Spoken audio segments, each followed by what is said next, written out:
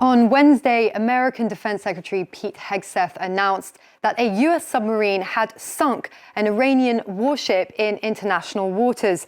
And on the same day, the US claimed to have effectively neutralised Iran's major naval presence. So let's take a look at what we know about the state of the Iranian Navy now. The US has made it clear that destroying it is a priority. This was Donald Trump a few days ago, saying that after destroying 9 vessels, they were going after the rest. And on Wednesday, they did that in dramatic style.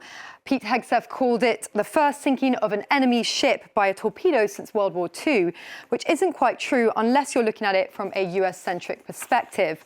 Because, for example, the British torpedoed an Argentine ship in 1982 during the Falklands War, which also sparked controversy, by the way. Hegseth also shared this footage of the moment that the Iranian ship, was struck. The IRIS Denna was one of Iran's newest warships, armed with surface-to-air missiles, anti-ship missiles, and torpedoes. And during a press conference, as we can see here on the official US Department of War website, the top US officer, General Dan Kane, said the United States had destroyed more than 20 Iranian Navy vessels and had neutralized Iran's major naval presence. We're going to review this claim by looking at some satellite imagery at 2 of Iran's bases on the Strait of Hormuz, here, Bandar Abbas and Konarak base.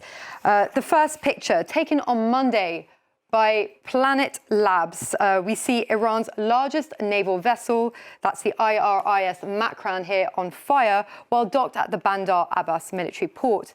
We can also see smoke rising from other parts of the port there. Over at Konarak base, satellite images also show multiple smoking vessels. And after reviewing the images with help from security firms Vanguard and Maya, BBC Verify has concluded that the US and Israeli strikes have damaged at least 11 Iranian vessels since Saturday, 6 at Konarak and 5 at Bandar Abbas, plus the Denna today, or Wednesday. They were not able to verify all of the 20 Iranian ships that the US claims to have destroyed, but that may be because they're obscured in the satellite images by the enormous amount of smoke, or that some of the ships were struck at sea. And even if their largest warships have been taken out, that might not mean that Iran's navy has been neutralized, because Tehran could turn to smaller, fast attack vessels armed with anti-ship missiles, or use drones or mini submarines to launch attacks at sea. It could furthermore plant mines in the Strait of Hormuz. And indeed, Iran's Revolutionary Guard Corps said on Wednesday that it maintains full control of the strait, where about 1/5 of the world's oil passes through.